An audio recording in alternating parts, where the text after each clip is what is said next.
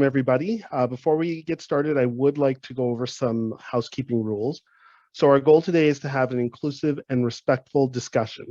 Please abide by these learning rights. Let's commit to learning and not debating. I believe that we can all learn from each other. Let's also respect confidentiality while we do so. You will have a chance to ask questions and make any comments after the panelists provide their insight into the film. Please use the raised hand and chat box to ask your questions or answer the questions being asked. Please mute your microphone until invited to speak. This session is being recorded so it can be made available to other participants. You may choose to use your video if you are comfortable. My fellow committee members, Felicia and Rhoda, will be monitoring the chat to ensure we do not miss any questions.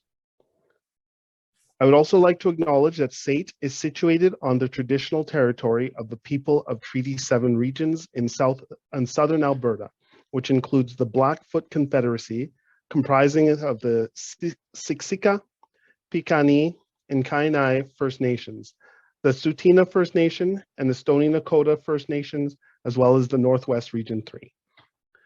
Good morning, everyone, and welcome to the panel discussion of Icebreakers, exploring the history of Black hockey leagues in Canada. Today's event is presented by the Black Empowerment and Excellence at SAIT, or BEES Committee. Our group was previously known as the Black Employment Resource Group, or BERG. We are a voluntary group of Black students, employees, and allies who work to support Black people on campus and combat anti-Black racism. Thank you for joining us for the first of 5 events to celebrate Black History Month. More information on the upcoming events will be provided at the end of our question and answer period. You can also find event details and information on groups supporting Black students and employees by searching BEES or the Afro-Caribbean Students Group on SAIT.ca. We will also post links to the sites for both groups in our chat. My name is Hugh Baker. I'm an employee at SAIT in the Office of the Registrar, where I've had the pleasure of working for over 8 years. Prior to my time here, I worked as a new hire training facilitator for a Canadian telecommunications company, followed by 3 years as an instructor in a private post-secondary institution. Over my many years of life, and I won't say exactly how many, I competed in sports at the high school, semi-professional, and international levels. In my formative years, I competed in rugby, wrestling, and track and field. After high school, I continued my athletic career in North American football as a member of the Calgary Colts. An injury resulted in me taking over 6 years off from high performance athletics. It wasn't until 2006 when I began my 4-year journey competing for Canada in the sport of bobsleigh. While I never competed in the Olympics, I was able to earn a spot on the national development team. This provided me with the opportunity to travel throughout North America and Europe. My career came to a close at the 2010 Winter Games in Vancouver and Whistler, where I was a member of the Forerunner team. Our job was to traverse what was then the fastest track in the world prior to the competing sleds to ensure the timing systems were functioning properly. It was at this event where I was able to witness one of my best friends and his team win the first 4-man bobsleigh Olympic gold medal for the United States in over 50 years. It is my honor to be the host for today's event, and it is an even bigger honor to introduce our panel of athletes today. First, I would like to introduce Akwasi Antwi. Before his career as an advisor at Sun Life, Akwasi was an athlete both at the collegiate and professional levels. Born in the Gold Coast of Africa, Ghana, Akwasi was raised in Toronto, Ontario as a first-generation immigrant. He attended Mount Allison University for his undergraduate degree in New Brunswick and was fortunate enough to be drafted by the Calgary Stampeders. From Ghana to Toronto, New Brunswick, and now Calgary, he brings an interesting perspective as an immigrant child and now a young professional making his mark in corporate Calgary. Welcome, Akwasi. Next, we have Murphy Bea.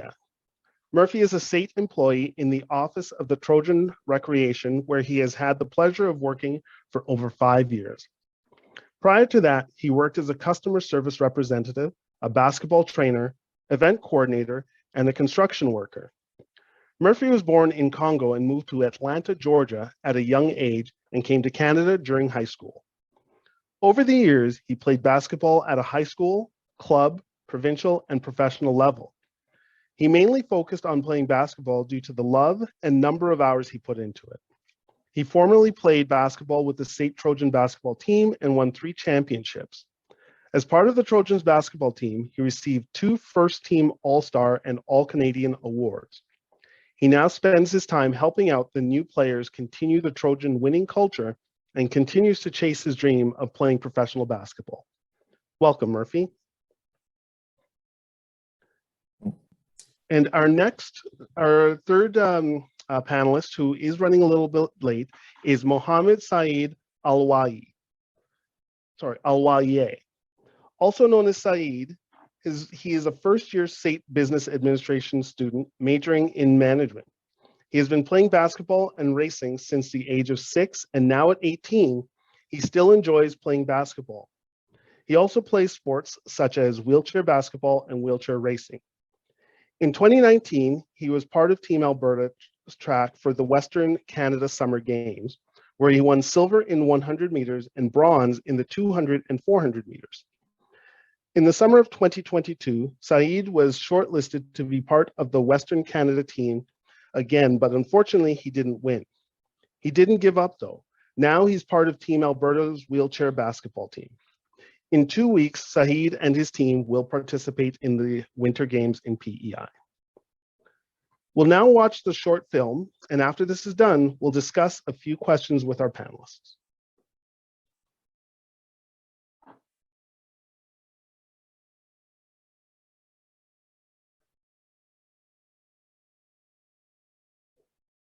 One second, please. I'm working on that.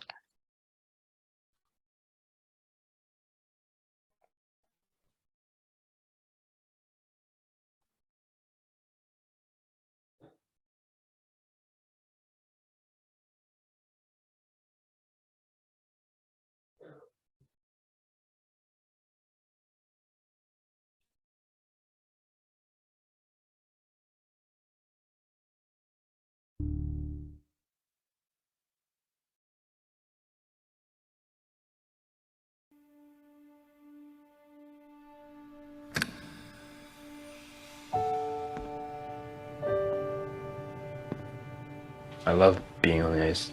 It makes me feel good. Take some time to myself and, trying to clear my head and just focus on one thing. Yeah, I feel free on the ice.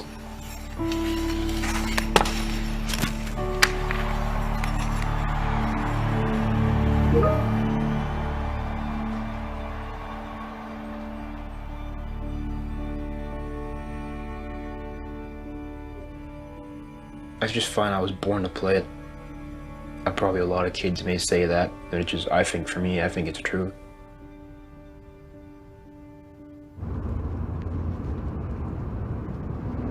Are you going to text him to see if he needs you? Again, he probably does, but I don't think it would hurt to play 1 or 2 playoff games with the Max. No, I want to. So, yeah, I think we should.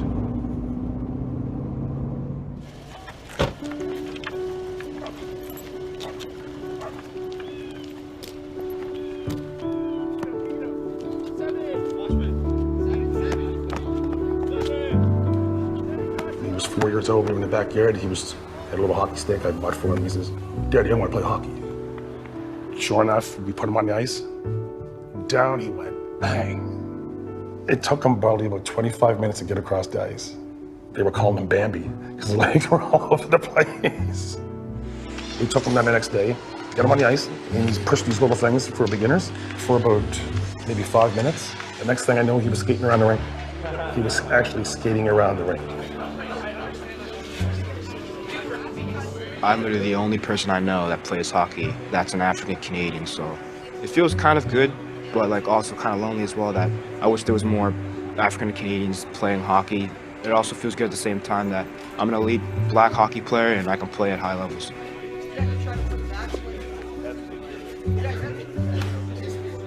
This year, he's fantastic. Totally different environment in the league he's at right now. It made him captain, realized his potential as a leader, and it's been great. Ozone, 5-man unit. Okay, not 3-4, it's a 2D, it's a 5-man unit. Let's climb the wall. After he goes low, get them outside the shot lanes. Let's get pucks to the net.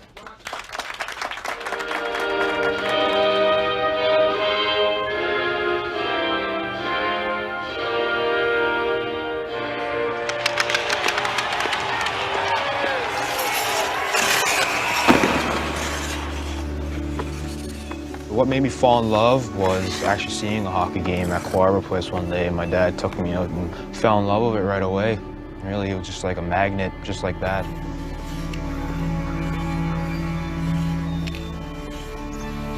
One day we were in Halifax for a game, and both teams showed up with white jerseys, and one of our coaches blurts out, "Oh, let's keep it all white." And Josh heard that, and he says, "Daddy, what did he mean by that?" And the head coach just walked by and smirked. We almost took him out of hockey a few times. The feeling of knowing that your kid is being set back, it hurt quite a bit, actually. I just thought, Josh, don't worry about them. Just go out there and escape better than him. And sure enough, he did.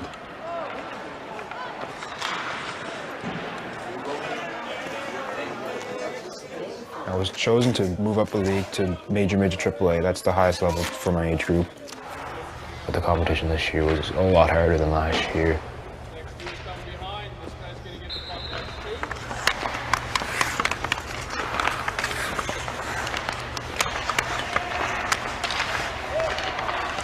My name is Lee Francis. I've been involved in hockey for well over 50 years, if you can believe that or not, through playing and coaching and mentoring, so it's been a while.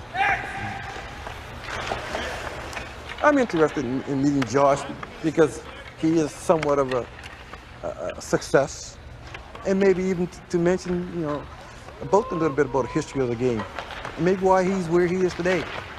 He just didn't start there. There had to be history to get him to where he is today. So he is something to give back to the community down the road. Hey, Josh, this is Lee. Josh, nice to meet you. Yeah, same here. We have a game every year celebrating the Maritime Colored Hockey League, right? Yeah. And what we do, we normally pick two teams that played back in that era. A few fans come out and spread the word of what that league was all about, right? Because people all over the province, you know, both black and white, that never heard of it. Some people say you never played the game. Yes, we did. Yeah, 1895 to 1930. That's my biggest thing, is that wherever you end up playing hockey, don't forget where you came from. Really looking forward to seeing you, okay? Me and you, right? You set the old guy up? Yeah, it's been a pleasure. Yeah, same here. Yeah, for sure, Exactly. sure. Nice to meet you. We'll see you over there. I never knew there was a colored hockey league, to be honest with you, until like I've heard it over social media and stuff like that, but I don't know too much about it. The Colored Hockey League of the Maritime was really formed by the churches in order for the churches to communicate. It was like an outing to draw the churches and members together. From that, the league was formed. There was 12 to 14 teams that played. They toured around the Maritime to packed arenas. They were doing things in the Colored Hockey League that the white leagues didn't do. Goaltenders, they were allowed to go down and make saves.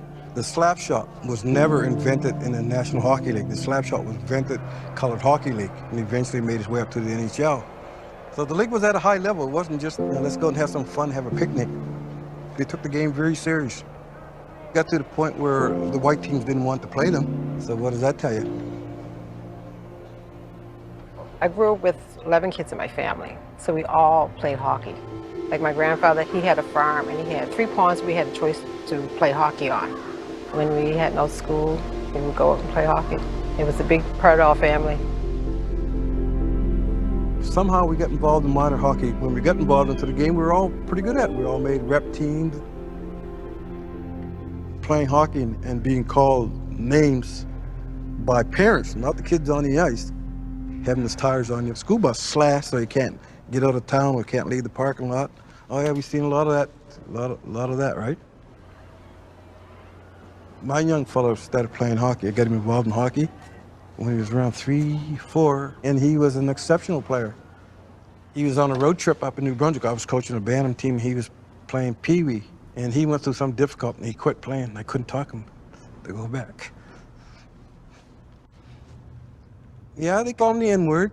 That's the way it was back then. Suck it up, it's only a name. When they tried to physically injure him on the ice, because he was a smaller kid playing, kids that are 2 years older than him. And I never got it over how the coaches treated him, not protecting him. A little 12-year-old kid. And that was probably my most hurtful moment in hockey ever.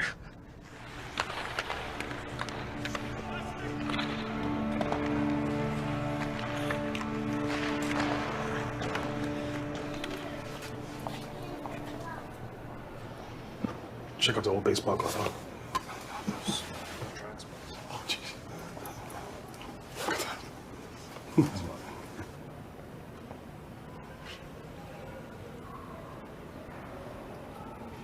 So there's nothing here but the color league at all? That's pretty astonishing. That's kind of ridiculous, actually. What? Yeah. There's a lot more old teams, too. That they didn't put in here.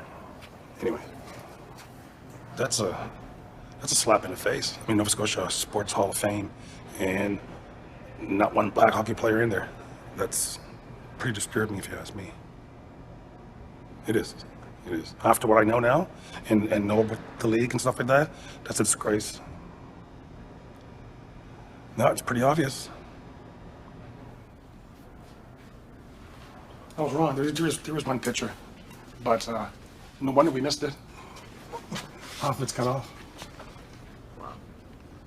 Oh, that's fucking a joke, man. Okay, I'm done here. I'm done here.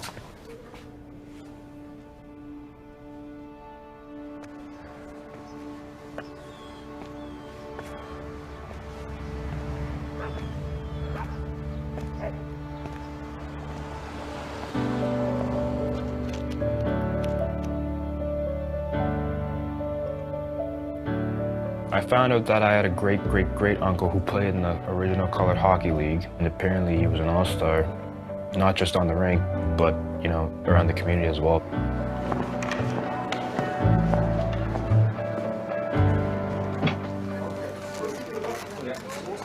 Guys, want to get a jersey now so he can put it on the game sheet, so you know. We started the annual Black Ice Society commemorative game about 10 years ago, I guess. It was basically started as an educational tool to spread the history of the league. Players come from all over. We had a couple guys came all the way down from Ontario. They come over from New Brunswick, or they come up from Digby or the Valley, or the PEI to play in the game just to be part of it. What's going on there, Lukey? What's going on there, brother? How you doing? Hey, boys, here we go. Have fun.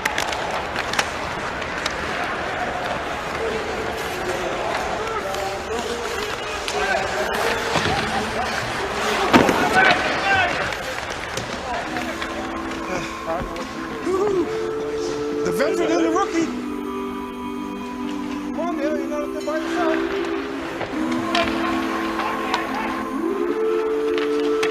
It's an important part of our history. It doesn't matter who you are in terms of race. It's history. I mean, it opened my eyes up when I started looking back, and I said, that's why my grandparent was so interested in hockey. If we lift our voices high, evil forces pass us by, and our cause will provide enlightening my friend.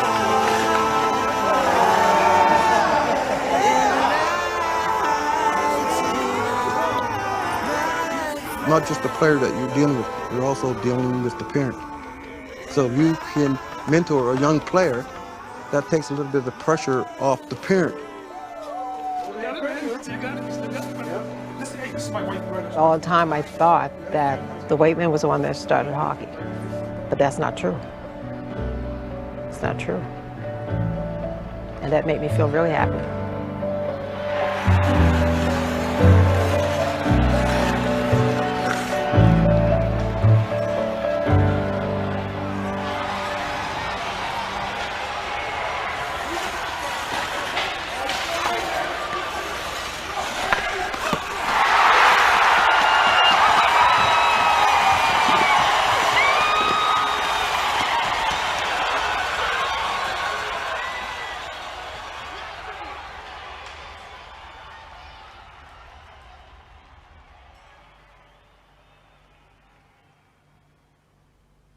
Winning the provincial championships for our league was nothing but adrenaline and excitement. Playing in the commemorative game was just as awesome too. Being connected to all those black hockey players that I didn't know. And that's the feeling that I'll never forget. So guys, this is Josh, right? And it's not too long ago he was playing in a program like this. So everyone say hi to him. How are you guys doing? Oh, you all right, buddy? Yeah, there you go. Oh, I gave it to the wrong team. I saved, buddy. I don't know what. Knowing that I'm part of that legacy in hockey and knowing where I came from is something that I think is going to go a long way in my life.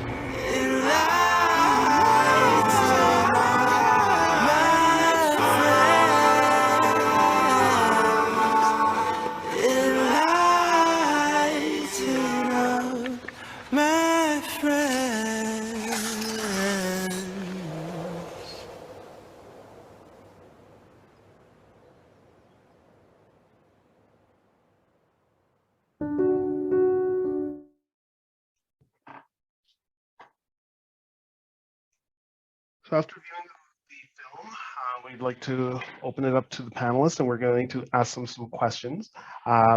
As I ask the questions, I will look for answers in the order from Akwazi, Murphy, and then SAIT. So the first question, after watching the film, I'd like to know what resonated most with you about it. So Akwazi. For me, what resonated with me was the history of Black hockey players. It's not something that you would have thought of. It's not something that when we think about hockey, we don't necessarily go towards in terms of what Black players have contributed to. I found this on the web for go-to warrant charge. Sorry. We don't necessarily think of Black hockey players in terms of their contribution to the game. And one in particular is a slap shot. It's something that's so now in hockey is like you can't think of hockey without thinking of a slap shot. And where it originated from, which is the Black Hockey League. And that's something that kind of stuck out to me.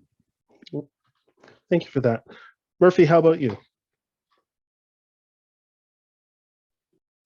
So just like Akwazi said, like the history, like I didn't even know we had a colored hockey team back in the day. And then what stood out to me is during the video is that one of the Futures players went to go see if they had like any like pictures of back in the day when they played, and there wasn't any till he found the one towards the end. So just the fact that he felt that his league wasn't appreciated after all the work that they put in, just knowing that it can easily just be overwritten or just forgotten just like that is what stood out for me. Thank you, Murphy. SAIT, we'll go to you next. I found it like inspirational because when I'm watching sports and I think about Black individuals, the first few sports that pop into my head are like track, basketball, soccer. But to know that there's more to it rather than those three, it's good to know that there's Black individuals who have tried for us in all spectrums, in all sports. Thank you. And I just want to echo what you all said is about how it was so, for lack of a better term, almost weird to see that there were so many Black people in the sport. We think of the NHL and we think of, oh, there's Jerome McGinley or there's Mike Greer. I'm going back in time because I'm old. But we don't think of how many Black hockey players there are and were before even those stars came into the game. The next question. So on a personal level, this film had a lot of surprises for me. For one, Black people all over the world have often heard it is said that certain sports like hockey and swimming were not Black sports. However, the documentary counters this racist and exclusionary narrative by revealing that Black people were fully participating in hockey from 1895 to 1930. This speaks to a history of erasure of Black people and their contributions to Canadian history. What might be done on a collective and institutional level to reclaim these lost stories of Black Canadians in hockey? And what are some ways to bring these important stories and histories to mainstream Canadian history? So Akwazi, we'll go to you first.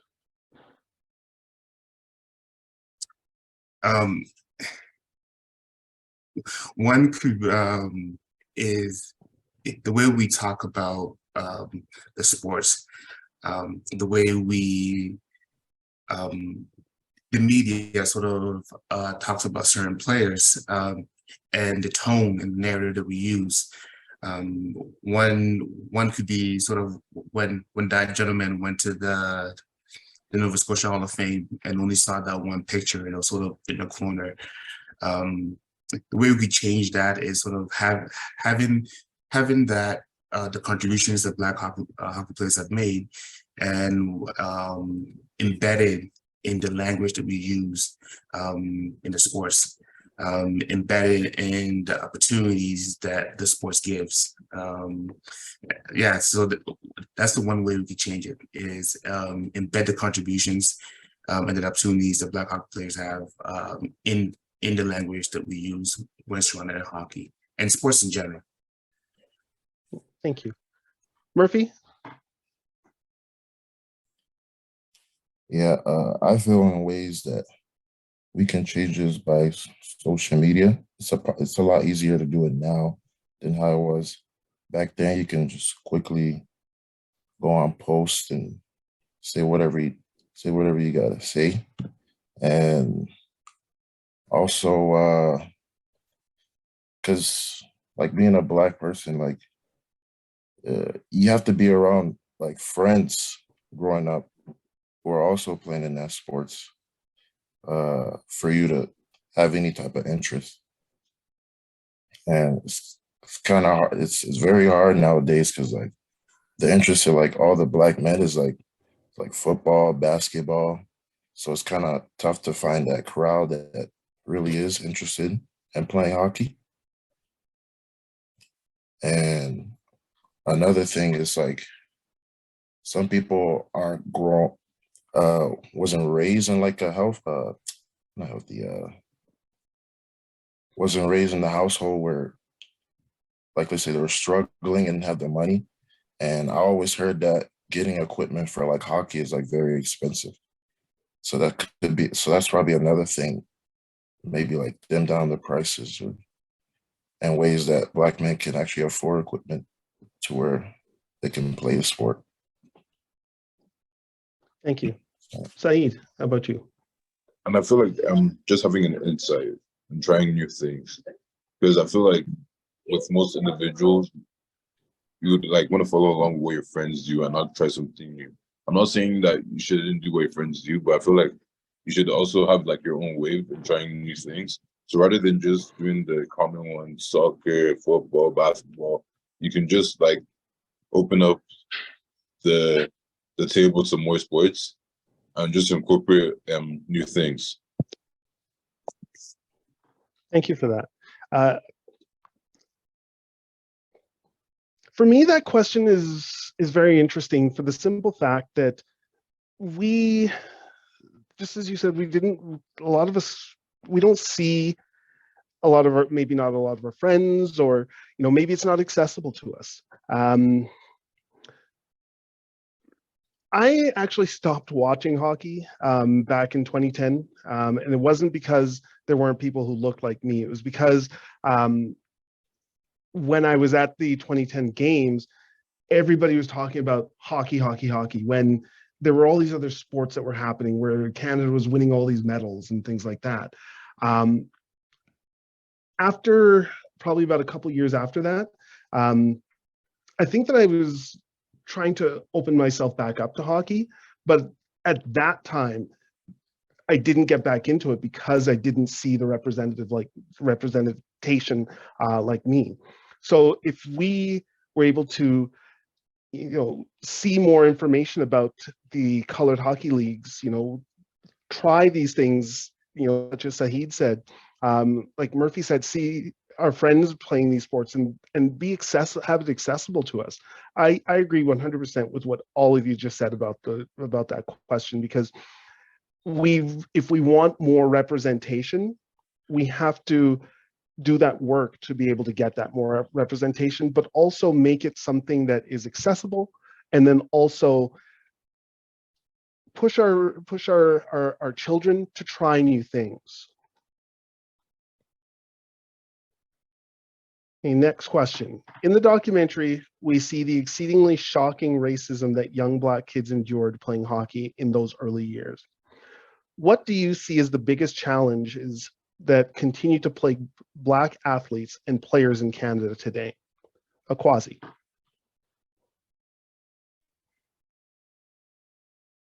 There's many challenges, but I know from my experience as an athlete, both on the collegiate and professional level, and that kind of paralyzes you in a certain way is there's a saying in the Black community where you have to do twice as much just to get the same recognition. It's the same like that in sports, more so on the professional side of sports, that you have to be this perfect role model, perfect athlete to sort of get the same amount of recognition as some of your peers. And I'll use this as an example. How many people actually remember Austin Matthews' issue that happened in Arizona a few years ago? Very few people still remember, and will probably remember that. And that just got kind of pushed under the rug, and it came and it passed. Now, Evander Kane, how many people quite remember some of his issues? Right. Now, I'm not comparing the two.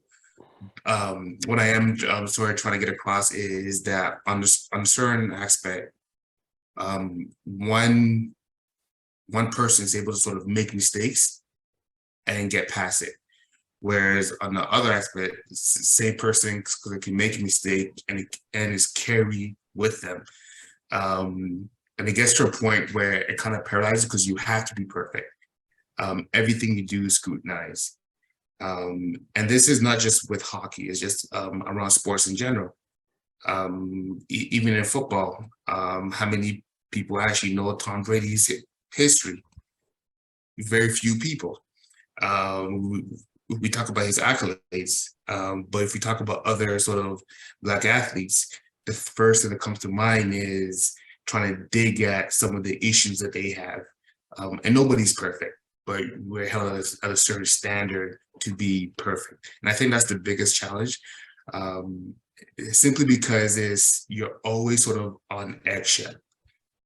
As a Black athlete, your image, everything about you is always sort of on the edge. And I think until we get to a point where you don't say it has to be perfect, I think that's one of the biggest challenge, at least for me when I was playing.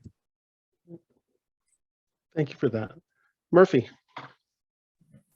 Yeah, I totally agree with Akwasi's explanation about how we're constantly held at a high standard and how perfect we have to be. And I don't know if I could relate to that, because as me playing as a sport, I feel like I have to be twice as better than the guy that I'm going up against, because like, let's say this white person here, he has a better chance just off the simple fact that he's white and I'm Black. And what do people refer us as? Oh, people that don't know how to handle handle our emotions. We're aggressive. We settle everything by fights, and then we just have to. And as we play, we gotta keep ourselves, keep our composure, no matter what they throw at us as we're playing, because it gets kind of hard and it gets kind of overwhelming. But just having that focus, I feel as a black man is key. Thank you for that, Murphy. Saeed. I feel like you just have to beat all the stereotypes that's out there, and I agree with what Kwasi and Murphy said. Me as a black athlete, I've been playing wheelchair basketball for about 12 years, and I've never really played against anyone the same race as me. I think I've only played against another black individual once, and I feel like I just have to push and have the drive to work on myself, and I know no one's gonna look out for me. I have to carry my weight by myself. Yeah. Thank you for that. And I want to touch on something. Oh. Sorry. Sorry to interrupt. One other sort of Lauren a challenge, and this is more sort of on a macro level, is accessibility to sports, and not to sort of get into a lot of the issues, but the socioeconomics, economic of most Black families having that disposable income to having that disposable income to be to access certain sports. Example, hockey is not a cheap sport to play. There's kids that are spending thousands of dollars for cans and trainers and gear and stuff, and that's not always accessible to everybody. The two sports that sort of comes to mind that's easily accessible, and that's why you see, from my perspective, where you see a lot of low social sort of income is basketball, because all you need is a ball and shoes. It's easily accessible than hockey is, just because we don't necessarily have the disposable income to buy all the gear. And as a kid, you grow out of those gears quickly. I know growing up, my parents couldn't spend $600-700 on skates or a hockey stick. So I don't have that. I don't have the access to that.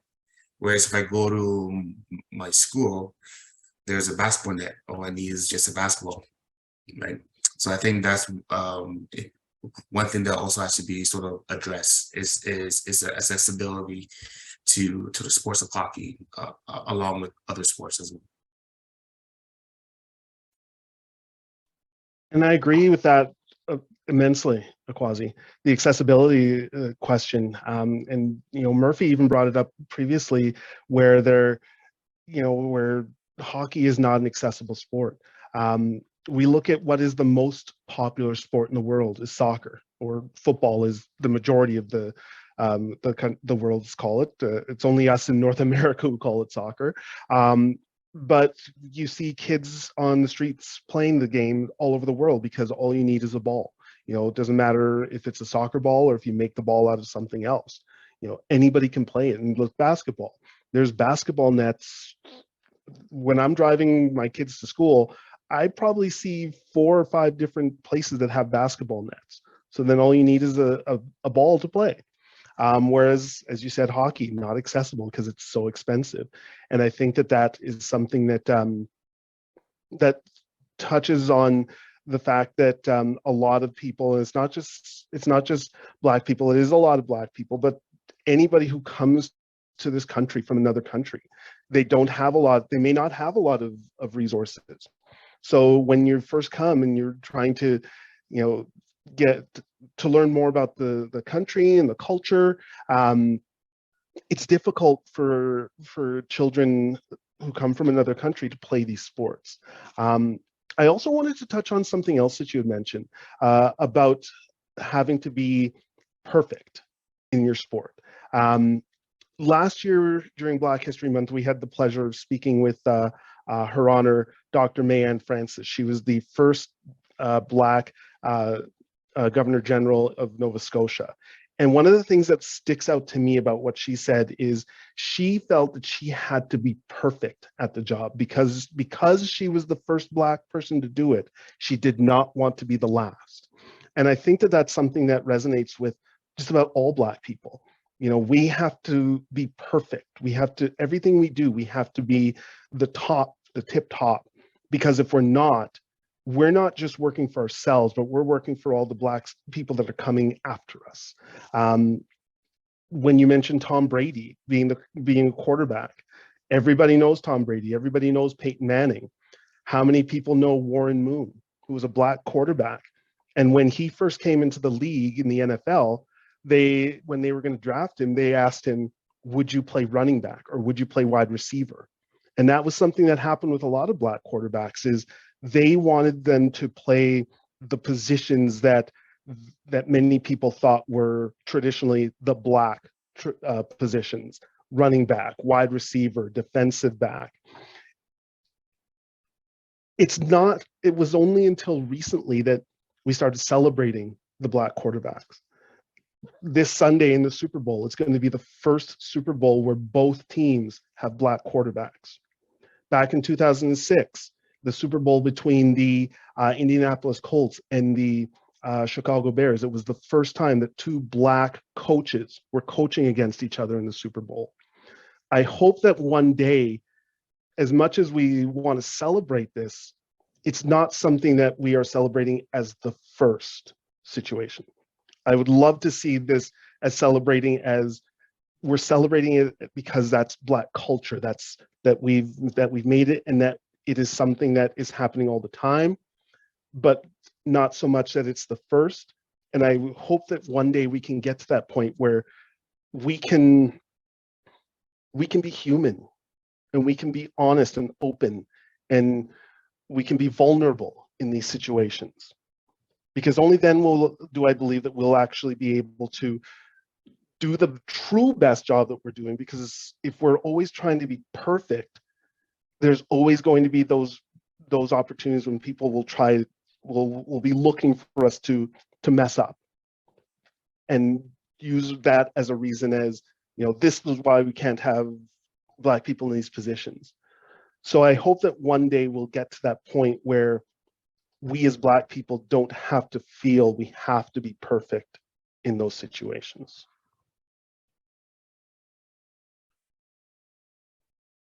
The next question, we'd like to talk about representation. The poor representation of Black people in contemporary Canadian Hockey League has an impact on our community, our dreams, and our history. Why is it important for you and other Black youth to see more Black representation in sports like hockey? So Kwasi, we'll go to you. I'm going to start off with one of my nephews in Ontario plays AAA hockey in Ontario, and many times we would go to his games in all over Ontario, and many times we'll be the only Black, if not the only Black, one of the two Black families in the arena. And actually, I watched this film with him,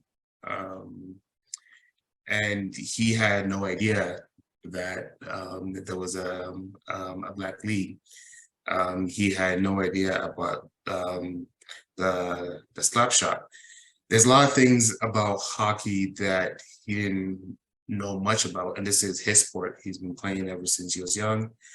I think AAA is the next thing before the OHL. So there's all this history, and for a young Black kid that plays a sport that that doesn't know anything about it because it's not embedded in the language we use. It's not embedded in hockey heroes that we cherish. I think having this, adding that into the narrative and the language of hockey gives a young Black kid like my nephew hope, possibility, to see himself being celebrated, not necessarily directly, but indirectly see himself being celebrated, seeing himself being welcomed in a sport that he loves. It as you said, it won't be. I'm hoping that someday it won't be the first Black so and so. I'm hoping that someday that he could see himself being a recruiter, a GM, a VP of something, that it won't be the first Black. And I'll end it there. Thank you. Murphy? Could you repeat the question again? Yeah, absolutely. So the poor representation of Black people in contemporary Canadian hockey leagues has an impact on our community, our dreams, and our history. Why is it important for you and other Black youth to see more Black representation in sports like hockey?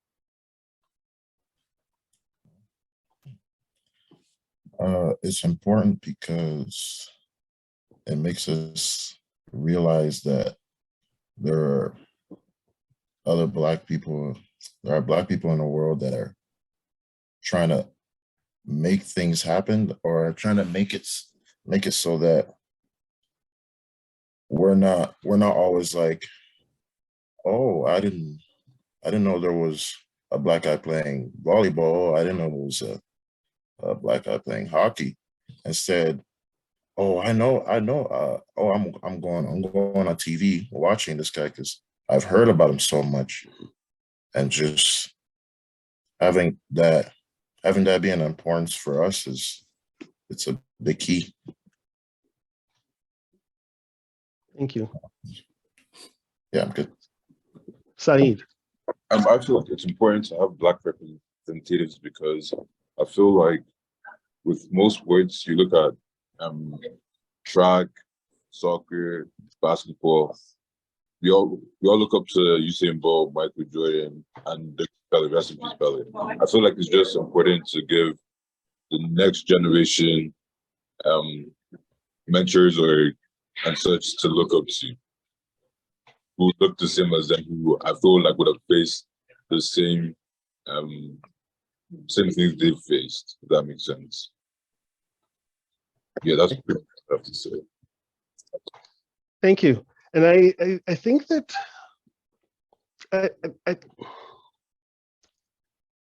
I'm thinking of this question from my spot as a father of two children who are of mixed race. So my wife is white, and so and my youngest son has said, I'm Black and I'm white. And while this is true, the world will look at them both as being Black children. And I feel as though there's a lot of power in that, but then there's also a lot of pressure, I feel, for them. And I think that if they're able to see, Black people playing hockey, which is a sport they love, they absolutely love hockey.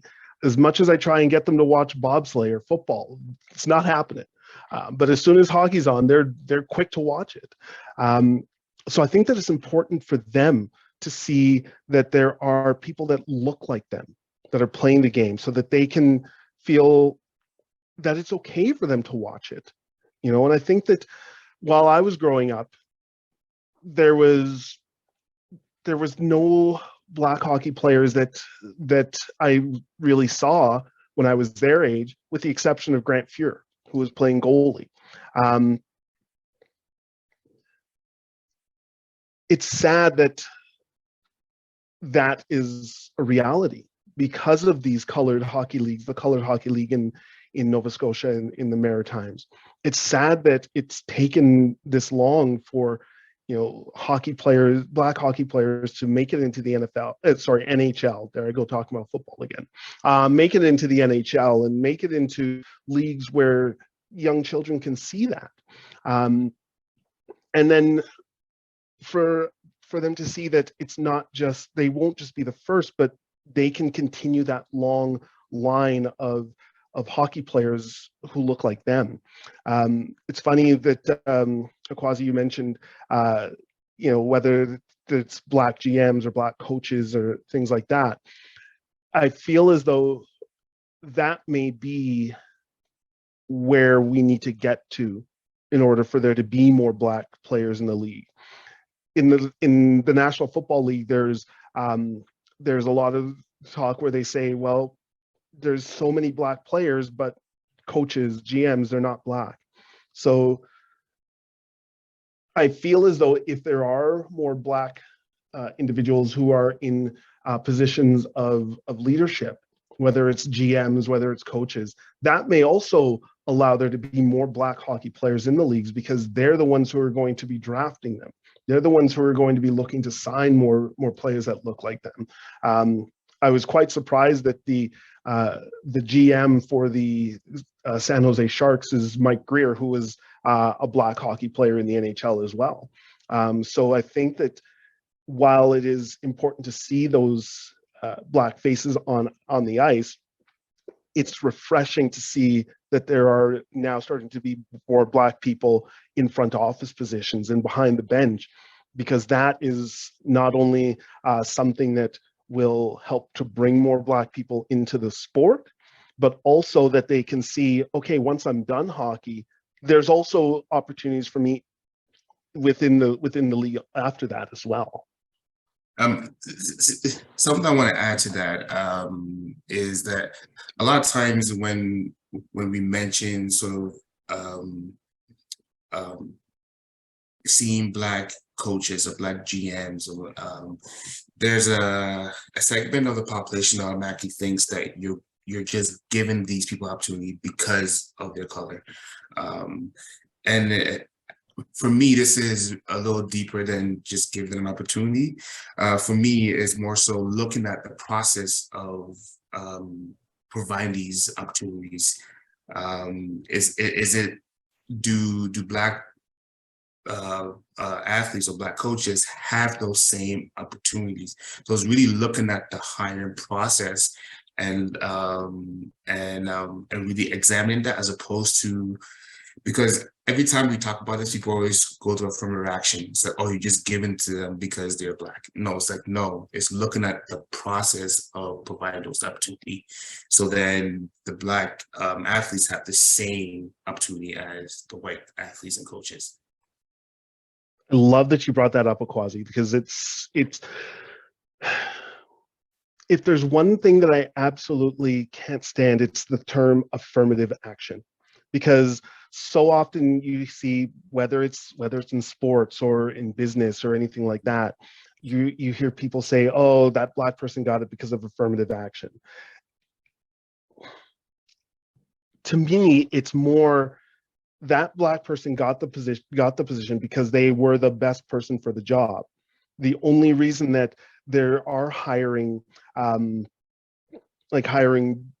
processes or things like that to recruit more people of color is because for years we were passed over. The best person for the job was not given the job because of the color of their skin. And so if we can show people the process, just as you said, that it truly is the best person for the job, I think that that is also something that needs to be transparent, so that even when somebody is given the opportunity to be a GM in the NHL and then are drafting black hockey players, it's not because they're trying to meet some quota.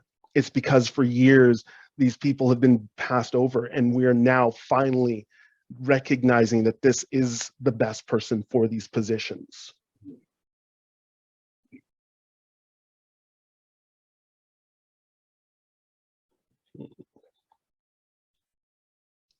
Okay, so an important theme that emerged from the documentary is the place of mentorship for aspiring Black youth in sports. What are the current opportunities for Black kids to be mentored in sports, and what more can be done to mentor Black youth in sports? So we'll go to Akwazi first.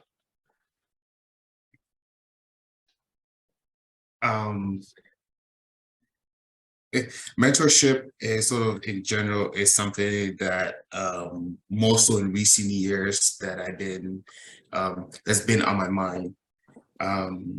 And me personally growing up, I didn't know this at the time. But for me, the only reason why I started playing football was actually someone that now I look at as a mentor. Was actually my high school teacher. Before that, I knew nothing about football. As an African kid, all you know is soccer. As a kid growing up in Toronto, you get introduced to basketball because that's what every neighborhood has a basketball court. So those are the two sports I knew: soccer and basketball, and those are the two sports I played until grade 12. And this particular teacher of mine, who I still keep in contact with, actually introduced me to football.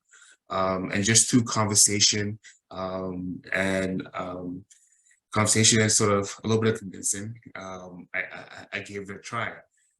And it's because he knew me, and football was actually a sport that he played in college, and he kept kind of putting in my head like, oh, it's something I think you'd be good at, something that I think you should be, they should give it a try. And I did, and not thinking anything of it, took me to university, took me to playing for the Stamps, and made me sort of who I am today. So I think mentorship is one of those things that it's also something that I thrive to also pass down in terms of young athletes and young professionals.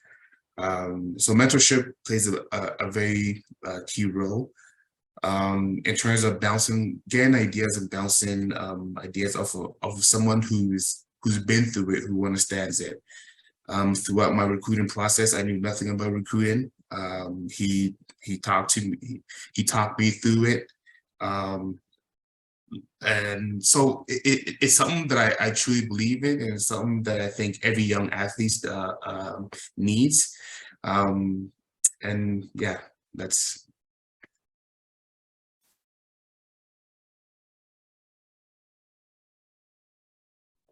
Probably help if I unmuted myself. Thank you, Akwazi. Murphy. All right.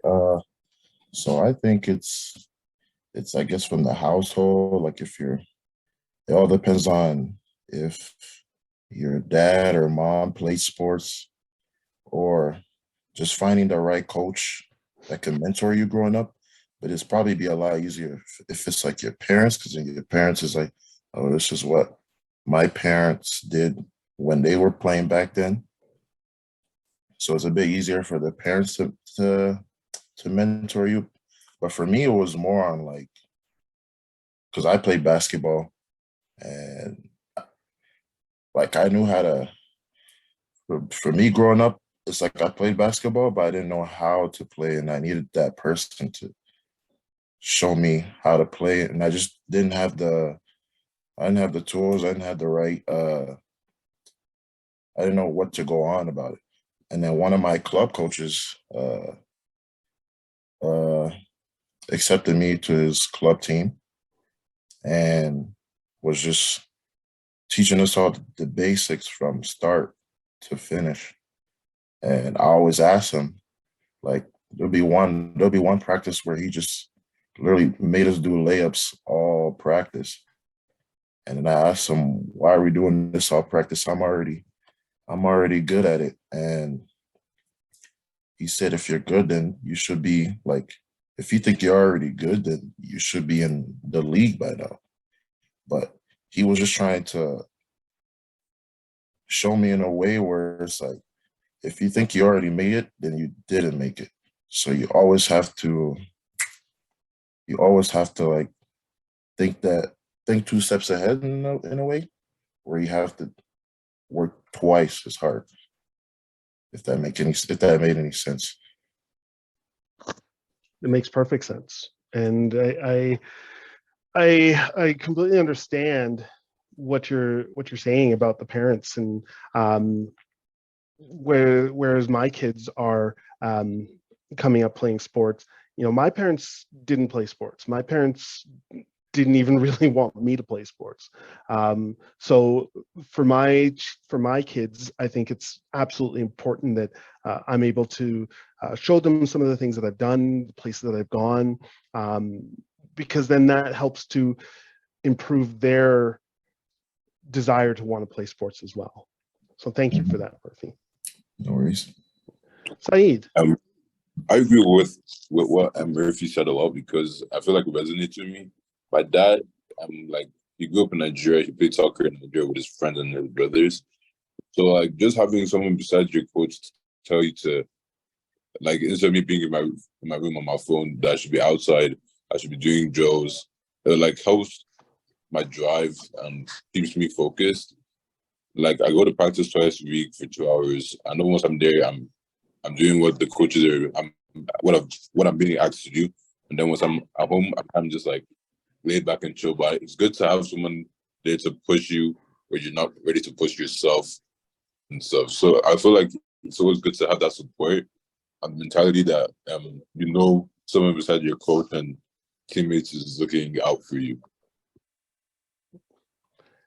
And again, and thank you for that, Saeed. Again, yes, parents are a huge motivating factor. They're huge as far as mentors. But as Akwazi said, seeing somebody who's been there and come up into it, that's also very important. I think that myself, when I played sports, when I first started, being, whether it was football, wrestling, or rugby, I was one of the few Black people on the team. And in rugby and wrestling, I was the only Black person on the team.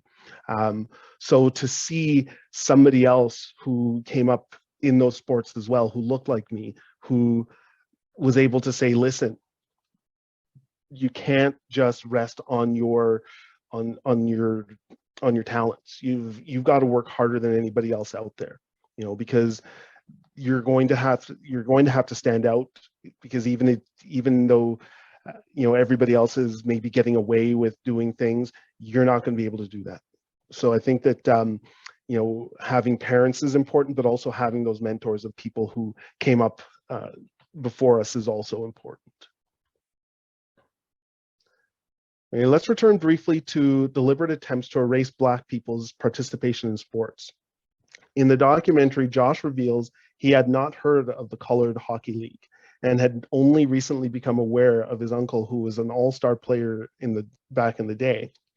What do you think it means for Black Canadian kids to hear that their ancestors had in fact been avid hockey players, that hockey is indeed a Black sport?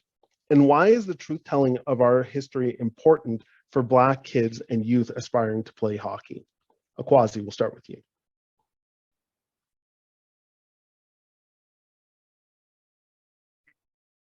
And I think in general, not just, we're discussing hockey in this particular conversation, but in general, I think it's almost sort of, we get written out of the history book. Everything about sort of Blackness in history is always about suffering, and never really about sort of the good and accomplishment and the good sort of the things that we have built. So I think truth telling sort of it makes, to me, I can look back in history and be like, yeah, we did that, we contributed. Like, whereas sort of not looking as in like, no, we were enslaved, we were sort of held back. So I think truth telling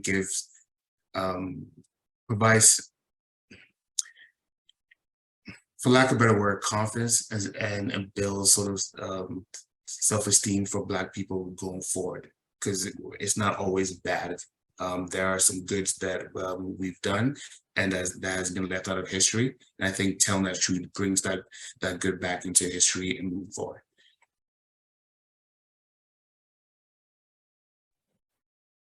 Murphy. Yeah, I think getting that truth out there is good. So it's like knowing the knowledge that we had a team back in the day. Like even me, I'm just figuring this out. Really makes me feel happy about it. It's something that I can tell my kids back in the day that, oh, did you know we had a hockey team back in the day? And they'll be like, wow, really? And that's something that you can give your kids like hope about when they go to school and try to figure out what kind of sports they want to do. So just laying that groundwork out there for like the kids growing up, just giving them that knowledge opens up a lot more of a feel for like the newer generation. Thank you. Saeed?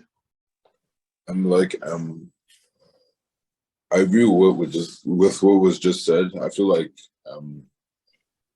the more we give the next gen the foundation to build, the more we'll see more Black individuals play in sports. I know it should be a norm as we're going into the future. I just like to, when I have to leave, I have to head to the class right now. So it's fun speaking with you guys, and thank you for letting me be a part of this. Absolutely. Thank you so much for being a part of this, Saeed. We really appreciate you joining us. Thanks. Bye, everyone. All right, so we have one more prepared question, but it actually leads into a question that was in the chat here. So what I'm going to do is I'm going to actually combine the two together. So for Hockey Canada, on their webpage, they have made a commitment to broadcast Black hockey history on their page during Black History Month. According to their webpage, the 2022 theme for Black History Month is February and Forever, celebrating Black history today and every day. In your opinion, is this enough or is it tokenism? And what meaningful actions would you like to see from Hockey Canada? Now, this leads into another question that's in the chat. From John Partington, he said that Hockey Canada has recently undergone a reckoning for not being accessible, equitable, or inclusive. Do you think these scandals will lead to systemic change in the game? So let's start with that. So Kwasi, do you think that the scandals from Hockey Canada has gone through will actually lead to systemic change in the game? I don't think it will. It's simply because hockey in general has a problem they haven't admit to it. It's just now recently that with some of the stuff that are coming out that they're forced to sort of acknowledge it. To sort of, I remember going to school or going to school in a small town, and we all knew what the hockey players do, what they are, but they could get away with a lot without and kind of like I said earlier, a lot gets pushed under the rug.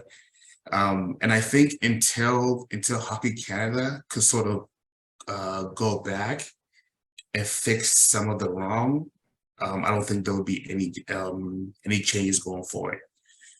I think, as I mentioned before, Hockey Canada has to really look at their process, because just putting something on your website or making a statement is sort of like putting a bandage on putting a bandage on a wound.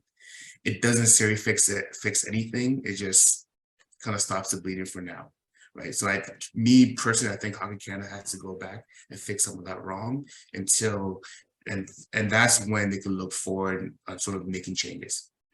Okay. Thank you. Murphy, how about you?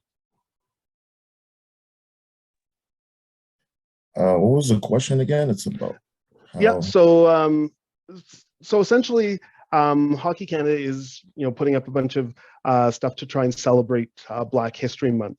However, there have also been a lot of different scandals that Hockey Canada has gone through, and so what we're asking is, do you think that the scandals that Hockey Canada has gone through, that about them not being accessible, not being equitable or inclusive, do you believe that these scandals will lead to systemic change in the game?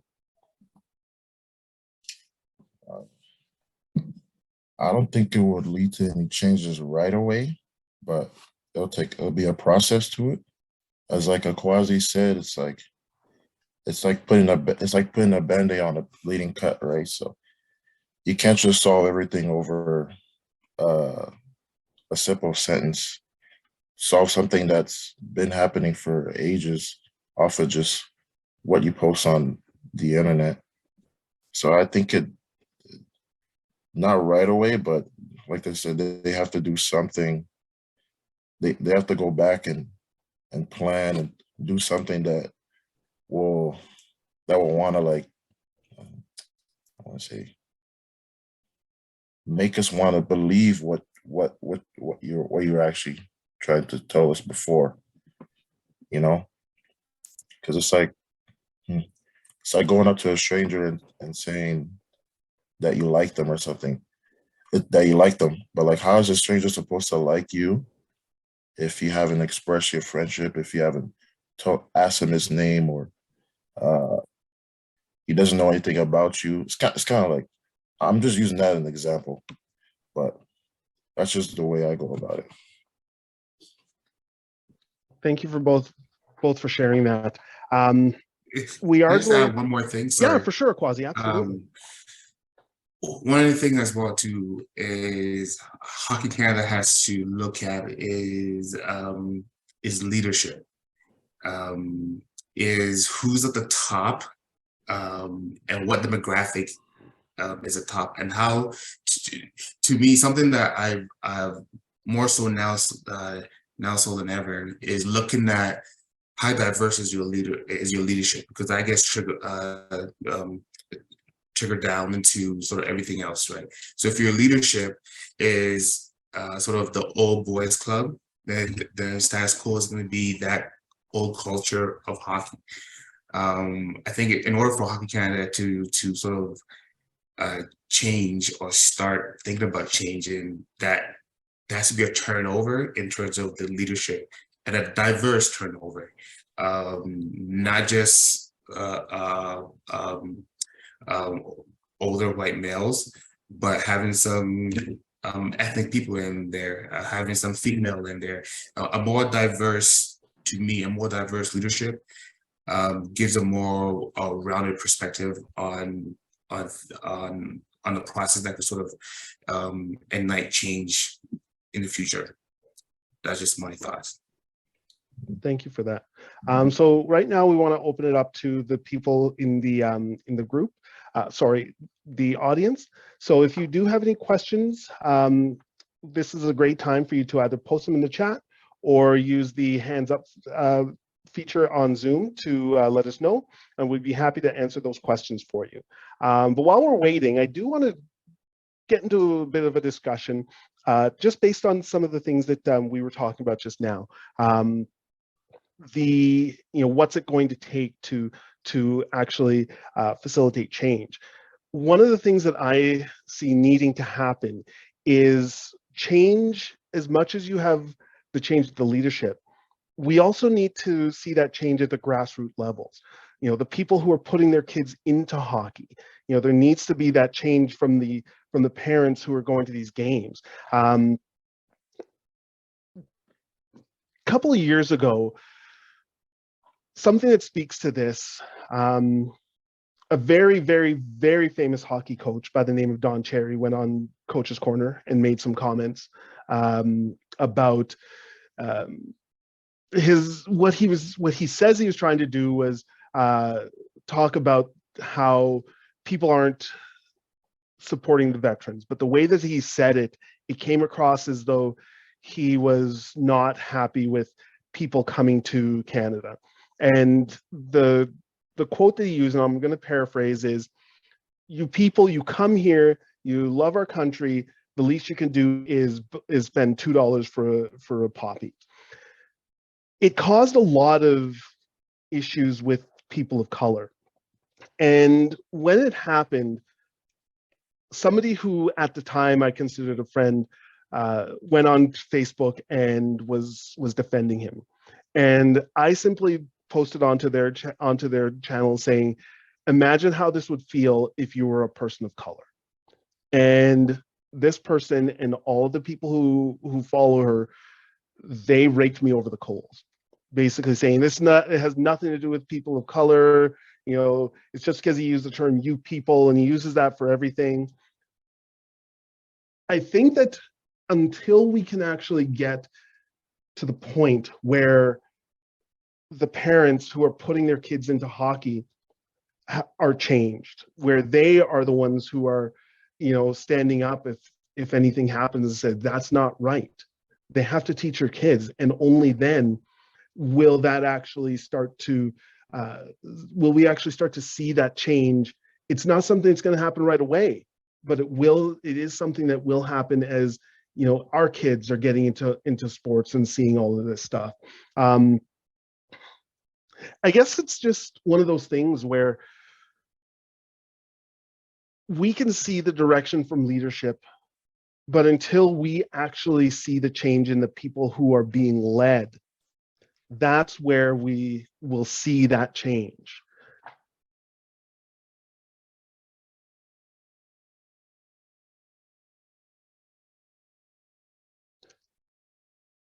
We're not getting too many questions in the chat. So I think what I want to do is just open it up to Akwazi and Murphy. Whether it has to do with hockey or your sport or any other sport, have you seen any positive changes when it comes to race relations and racism in your sports or any other sports over the last little bit?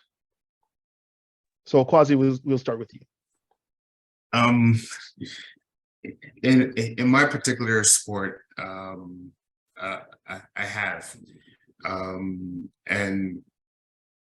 football is a little different than hockey because hockey sort of has its own culture. But in my particular sport of football, has anyone ever seen the movie Remember the Titans? Where Denzel at the beginning of the movie sort of makes the conscious decision to sort of pair the Black players with sort of the white players. And in my sport, you see more of that sort of melting pot of the Black and white. Example would be, I went to a small school in New Brunswick. The school has a population of 3,000 on a good day. So it's a very small school. It's mostly predominantly Caucasian, but the football team there's maybe 10 Black football players on the team. And from when I got there, from when I left, I saw sort of a shift in the sense that within our team itself, and I hate when people say this phrase, I don't see color, because I think it's sort of BS, but for lack of a better term, it's like within the time that I got there and I left, we didn't see no color, in the sense that I understood them, they understood me, to the point where we used to make jokes where we were going to have so-called White Boy Wednesday, where we just play country music, Techno Tuesday. And where I saw the change is there's an understanding of each other's culture, and there's tolerance to each other's culture.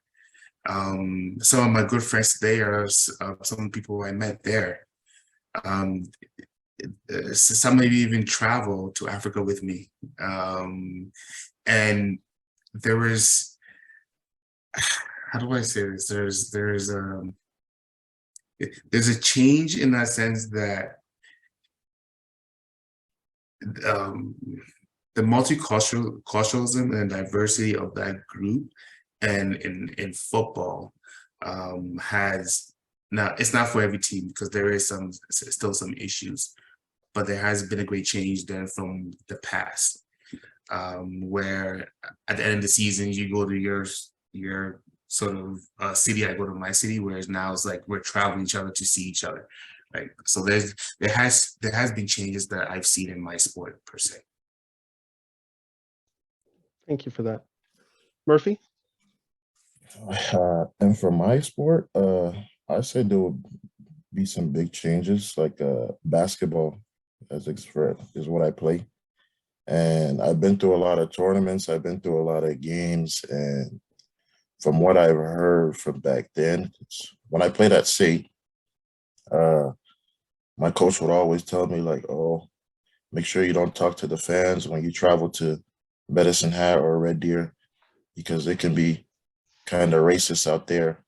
But over the past couple of years, even when he told me on that day and I went over there, I didn't really hear much, any racism in the fans. I just hear cheering and boos, but like it was just all fun and games. And over to the course of playing basketball, what I notice is it brings a lot of people together, like all race. I've been through a Filipino tournament, like a tournament with like brown people, a tournament with like Asian, white, like all tournaments like that is just to bring all the coaches together where they can talk and like and understand like how to understand how they grew up and how so and so grew up, because not a lot of people know like how we grew up, so they're kind of oblivious in that kind of sense. But the fact that we can come together and express how I grew up and then you expressing how you grew up, it gives me a better understanding of like, oh, so this is how you guys do. And from what I heard is a little different. But yeah, for basketball, it's a big change. We came a long way for sure. I see we have a lot of kids in Canada here making it to the NBA now, as before you had one to none. But like now kids are getting a lot of opportunity, they're getting the right sources, and that's good to see. Absolutely. And I think that it's one of, like, I love hearing the positives in it. And I love hearing how we can all come together and find those, even though we may be different, find those things that unite us. And when we're able to do that, that's when change will happen. You know, and Akwasi, when you mentioned, you know, going to playing with people from different cities and, you know, being one of only 10 Black people on your high school football team, you know, I think back to Remember the Titans. It's funny because I was telling my kids about the movie and how great of a movie it is. But I think that that's one of the good things that football does is it brings people from the different races, from different backgrounds together. And so people who grew up in traditionally white neighborhoods can get to meet people from traditionally Black neighborhoods and get to understand their cultures, get to understand, you know, who they are, and that we're really not all that different, you know. And, you know, so I think that by bringing more Black people into hockey, that could be where we start to see the change. And that's why I had mentioned that, you know, the parents bringing their kids there, they need to be the change that we all want to see in that. Because when they are telling their kids, if somebody does something racist, and those white parents are the ones who are saying, hey, that's wrong. If they're standing up and saying that you can't do that, that's wrong, that's when the change will happen. Because right now, and what I remember hearing is, they're just ignorant people, just shoving it off. But we can't do that anymore. And the parents need to be the ones that aren't doing that for the kids so that they can learn how to do it as well. And sort of two things. First, I think, at least for my sport, there's an intention to understand, and I think that's what drives sort of that diversity or that comfort level in football. As well too, you mentioned something about sort of parents sort of bringing kids to hockey and whatnot. But I think Hockey Canada, as an organization, personally needs to do a better job in bringing hockey to certain demographic. I think they have to acknowledge the fact that hockey is an expensive sport. Not everybody can sort of can do it. And I think they need to do something where they bring the sport of hockey to certain areas of the city, to certain demographic, to get introduced to the game. At least because you can introduce the game to quote unquote Black kids, but again, having them introduced to the game and having them the ability to play is two different things. I could go to floor hockey and play the sport one time, but would I have the resources to continue playing at the level that I want or need to in order for hockey to be diverse? So I think this is where Hockey Canada needs to do a better job and providing opportunities for a certain demographic to improve the sport for everybody. Because as it stands right now, it's almost like you have to go to hockey. Well, I would love to sort of see that change where hockey sort of comes to you. I know the NBA does it, NFL does it, where they go to certain areas where they provide leagues, equipment, and stuff for kids to be introduced to the game.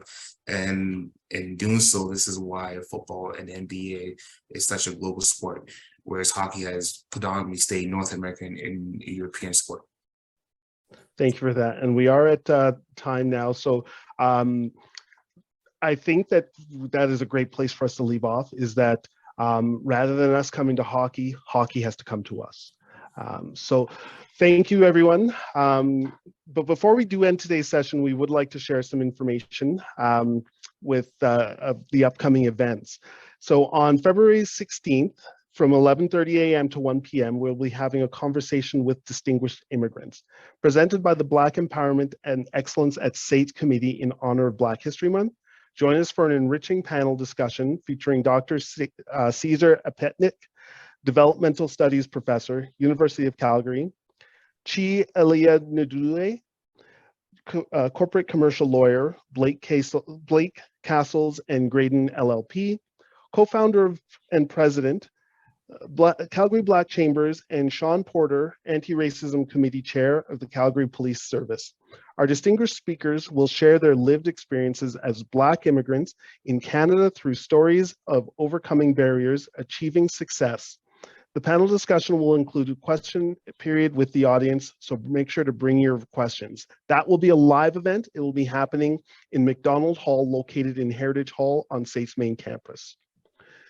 We'll also be having a flash mob challenge Monday, February 27th from 11 a.m. to 11:30.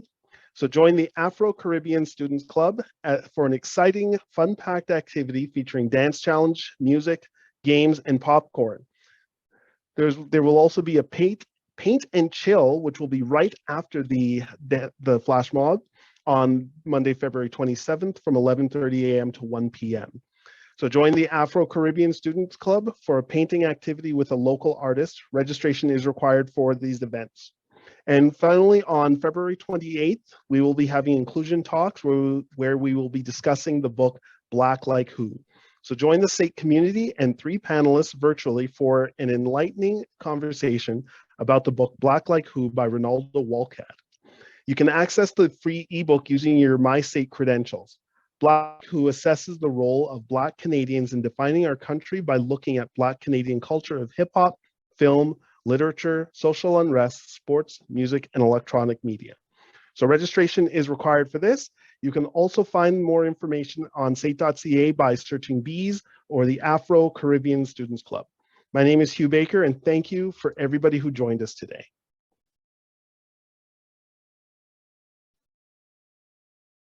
Thank you, Hughes.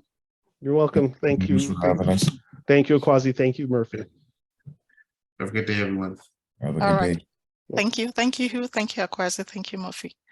All right. This Have a brings good us day, to the everyone. end of our discussion. All right. Thank you. Bye. Bye, everyone. Bye. Bye, everyone.